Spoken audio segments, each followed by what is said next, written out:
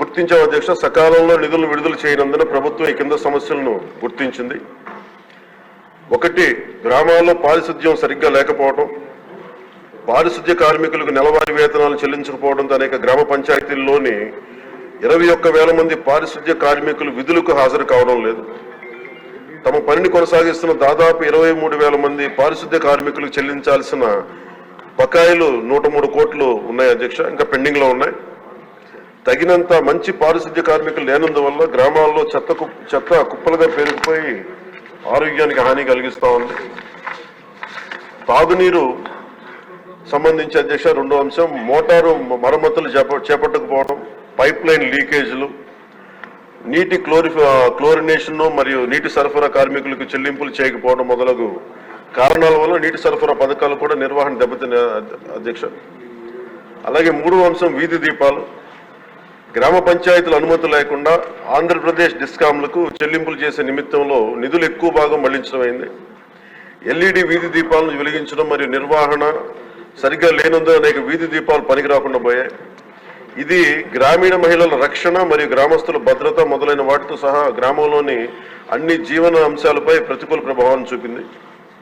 ఇంకా గ్రామ పంచాయతీలకు ఆర్థిక కమిషన్ గ్రాంట్లు నిలిపివేయడం వలన పేలవమైన పారిశుద్ధ్యం, అపరిశుభ్ర తాగునీరు మరియు పనిచేయని విద్యుత్ దీపాల కారణంగా మన రాష్ట్ర జనాభాలో 71% ఉన్న 3,54,00,000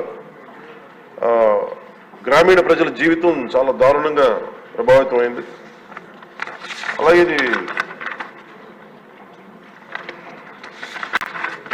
మూడవ ప్రశ్న అధ్యక్ష, దానికి గల కారణాలు ఏంటని అడిగారు అధ్యక్ష. గ్రామ పంచాయతీలకు సకాలంలో నిధులు విడుదల చేయకపోవడానికి గల కారణాలను ఈ కింద విధంగా గుర్తించడం జరిగింది అధ్యక్ష.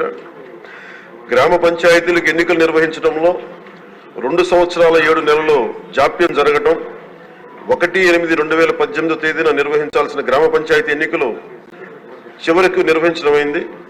మరి ఎన్నికైన సంస్థ 2021 మార్చి నెలలో బాధ్యతను స్వీకరించింది. కేంద్ర ప్రభుత్వానికి రెండో అంశం అధ్యక్ష, కేంద్ర ప్రభుత్వానికి గ్రాంట్ ట్రాన్స్ఫర్ సర్టిఫికేట్ అంటే వినియోగ ధ్రువపత్రాన్ని ఆలస్యంగా సమర్పించడం.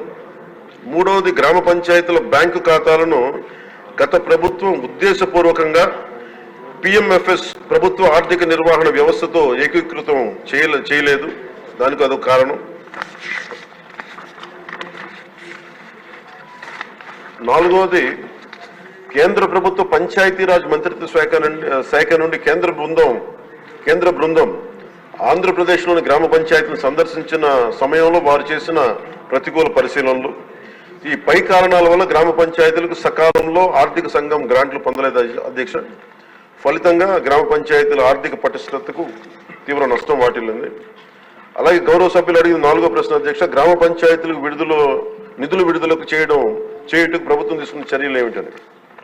గత ప్రభుత్వం నుండి ఆర్థిక దుర్నిర్వహణకు ప్రభుత్వం వారసత్వంగా పొందింది అధ్యక్ష, మరి మిస్మేనేజ్మెంట్ కానీ. అలాగే అందువల్ల రాష్ట్రంలోని గ్రామ పంచాయతీల ప్రస్తుత ఆర్థిక స్థితి యొక్క వారసత్వాన్ని ఈ ప్రభుత్వం తీసుకుంది అధ్యక్ష. మరి సకాలంలో నిధులు విడుదల వీలు కల్పించడానికి మరియు గ్రామ పంచాయతీలు పటిష్టపరచడానికి కూడా రోడ్ మ్యాప్ని రూపొందించడం అవుతుంది అధ్యక్ష.